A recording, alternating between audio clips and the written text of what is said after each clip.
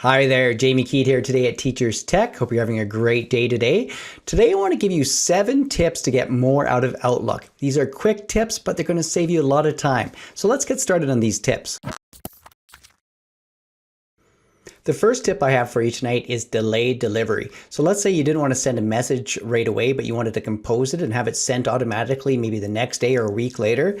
What you do is once you hit new and you get your new message opened right here, just go over to options on the top and then you have delayed delivery. Go ahead and click this, and down here it says do not deliver before, and this is where you can pick certain dates. So if I wanted it 2 days from now, and I can pick a time through here, and you can see the other options I have. I'm going to go ahead and close this, and when I hit send now, it's not going to send. Notice in the outbox right here, it's going to sit in there until it's time to be delivered, until it's the time that I told it to be delivered.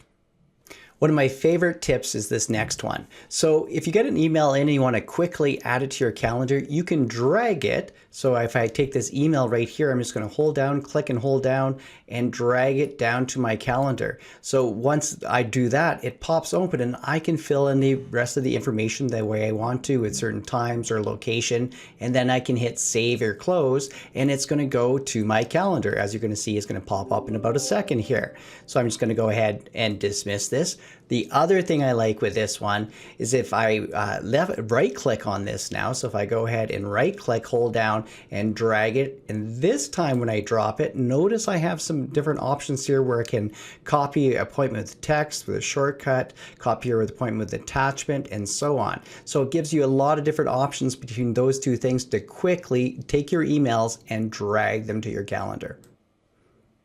Creating an email signature can save you a lot of time, and it looks really professional too.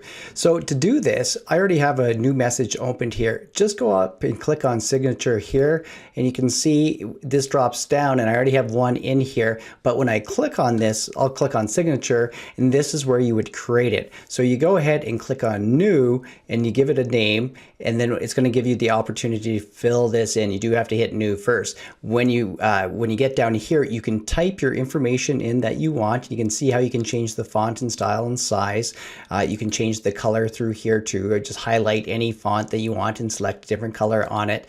And you can also add in images here, and you can add a hyperlink like I did right here. If you wanted to edit your images once they're in here, just double click on here, and you can see if you needed to crop something. If I go ahead and adjust this, you can see how the images move. So double click on your image and you can go through and edit the size and location where you want through there. So once you have your signature set up through here, you can see there's choose default signatures here.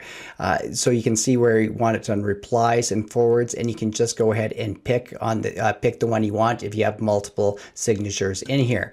I'm just going to go ahead and hit OK, and when you're ready to put your signature in, you just go back to here and do the drop down, and you click on the one you want, and boom, it's right in your email, and that's going to save you a lot of time. And like I said, it looks good too.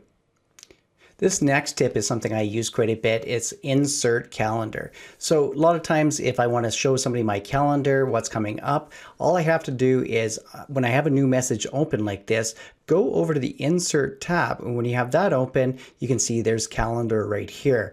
When I click on calendar, I have some options what I can give them as the date range. So you can see, is it tomorrow, next 7 days? So if I clicked on, let's say, next 7 days, I can click on this, and then this gives options on how much I want them to see. Do I only want to show them availability only, limited details, or full details, where it includes all the details on my calendar here. So if I just clicked on availability only, hit OK, and what it's going to do is give the attachment from with the calendar, but you can see it puts it through on the email too. So I find this is a handy little tip if you're just trying to share that information to book meetings and make everything more efficient. You can use a different email address in replies than what you sent it with, and it's a really quick change. So when you go ahead and create a new message like this, just go up to the tab options here. At the very end, direct replies to. Go ahead and click on that. When you click on that, look at delivery options. Have replies sent to. This is where you can change your email address here. So if I go ahead and put one of my different email addresses in here, And all I have to do is go ahead and hit close now. I could go ahead and send this message here. I'm just going to close this one because I already sent it here. And you can see here, if I go ahead and hit reply, the reply is to the email address I changed it to. So maybe you don't want it going to the exact same one you sent it from. Make that quick change.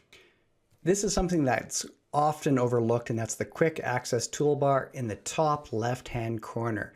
So you can see by default there's send and receive, undo, but this little arrow allows you to put more up there for quick access options. So if I go ahead and click on it, you can see when it pops down, I could pick any of these to add to it. So if I wanted to add print, you can see the little printer comes up there. If I drop down here and go to more command, you can see I can customize different things that I want to put on it. So if I pick some of these and I add it to here and go ahead and hit OK, so now I have another option added, a forward one here. So customize that quick access toolbar to save you time when working inside Outlook. The last tip I have for today is you don't have to have the look that is defaulted inside Outlook. So by default, what we get is our navigation pane, we have our message pane, and we have our reading pane. We can change these around. Go up on the top here and click on View, and what you can see is you can make some adjustments, and I'll show you a few different ways to do this.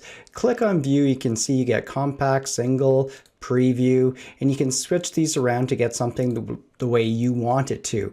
You can click on View Settings, and this is where you can sort, group, and filter things differently, and again, set up and personalize the way you want. Now, over on the right-hand side over here, you can see you have some more options to quickly turn your view into something else. If you wanted it to be adjusted here, just simply click on these to see all the different options and layout that you like that would be getting you reading the emails the way you want to. I hope these 7 tips for Outlook will come in useful and it will save you some time. Now, if you have liked this, make sure you hit that like button, share this with a few people, and remember, I do these weekly tech tips. I have a lot of other Microsoft Office tutorials on my channel and a lot of other channels. So if you're interested, check it out and hit that subscribe button. Thanks for watching this time, and I'll see you next week.